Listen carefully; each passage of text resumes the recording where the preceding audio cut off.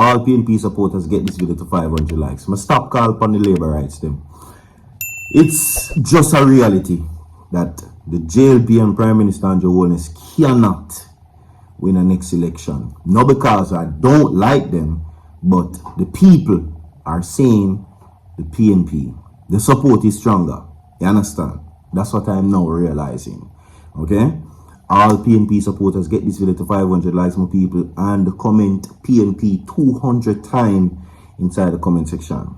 That's what it is ultimately, and you have to accept that. Such is the case right now, my people, which now takes the hot seat for Juliet Holness. She has been harshly criticized by members of parliament for basically cancelling several parliamentary committee meetings, allegedly. We're going to talk about that. And let's not forget her court case that is before the courts with her battling over an apartment project which is set to cost a whopping $800 million. Yeah, 800 million Jamaican dollars. See? Now, with that being said, one of the things is I realized that they can win. The PNP are going to win, but the JLP can win. You know why? Because they have the resources and the money to do so. Yeah, it's now a realization to me. So I won't count the JLP out 100% really, even though ultimately the choice is for the Jamaican people, and I am seeing more support for the People's National Party. But guess what? In the local government elections last year, a lady sold her vote for 2 bags of chicken. No joke. A Jamaican female sold her votes for 2 bags of chicken. And she said if the Labour Party, if the PNP came with 3, she would have give them her vote as well. And there are many persons like her who see a handout for their votes. You understand? Okay? So, listen. From you know you're not taking no buyout and you are committed to your party, drop a like on the video, and you won't sell your vote, especially for 2 bags of chicken, because it's a disgrace. Okay? Yeah, and that's the reality of the fact that many persons like her exist in Jamaica. And you know, the video went viral last year for selling her votes to the Jamaica Labour Party allegedly for 2 bags of chicken. 2 bags of chicken. So let that fact sink in for you. Okay, now we're going to get to the full story as it relates to what is happening right now. House Speaker Juliet Holness comes under fire from opposition members of parliament who said she cancelled several parliamentary committee meetings allegedly. Now, the issue came up at a meeting of Parliament Public Administration and Appropriations Committee, which is the PAAC. Now, Chairman Michael Phillips said an email was sent without prior consultation advising the cancellation of the PAAC meeting. Now, the subsequent email indicated that the meeting could proceed as planned.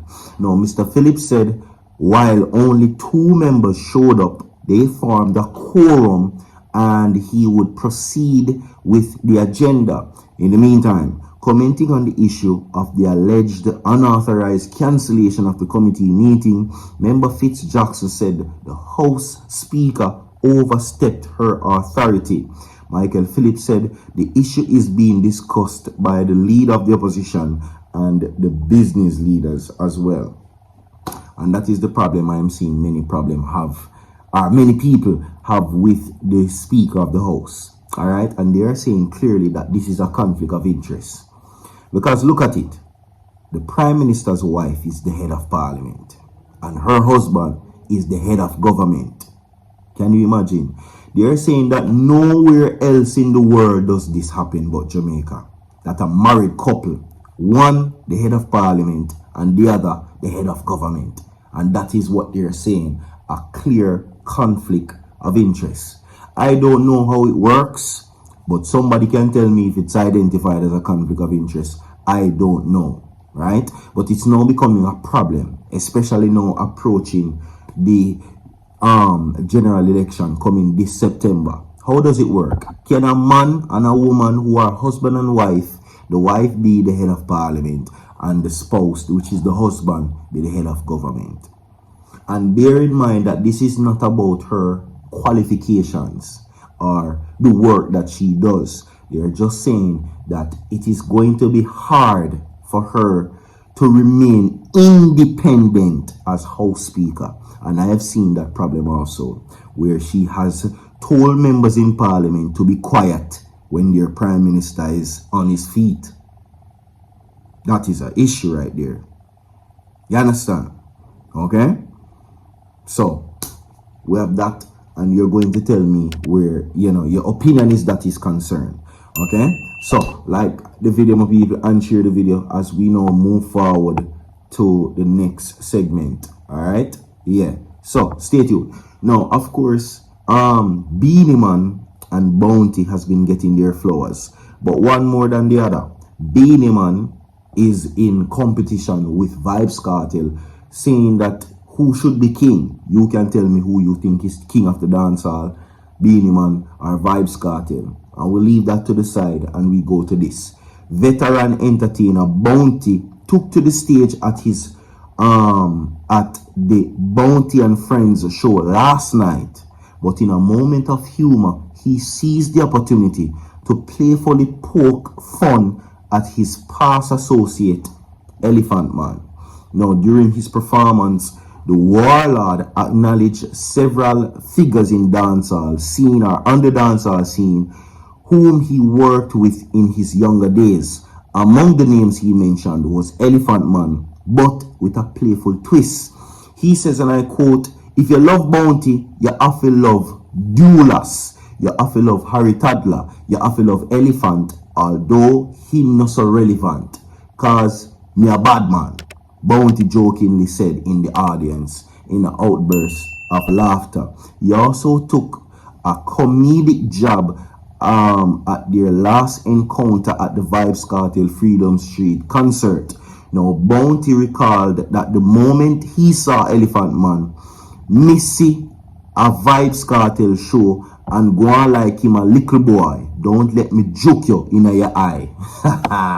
Now, over the years, the two have shown a love-hate relationship, with both artists being monumental in dancehall or in the dancehall scene. Now, their rivalry, which was often fueled by personal issues and professional competition, is once again on the topic. Several years ago, after their initial fallout, the two worked together on on tracks such as How We Do It and Survivor, signaling their difference in and such always a repairable manner. Okay? Yeah. So don't worry, don't get a tail in a bunch. It is just all fun and jokes. Because one thing about Jamaican people, when you love your artist or your influence, you tend to get overly, emotional about what they are and how they come across. So, yeah. So you can just rest assured that this is nothing serious at this time as it relates to that. See? So, it is not serious. It is just a playful manner at the Bounty and Friends show.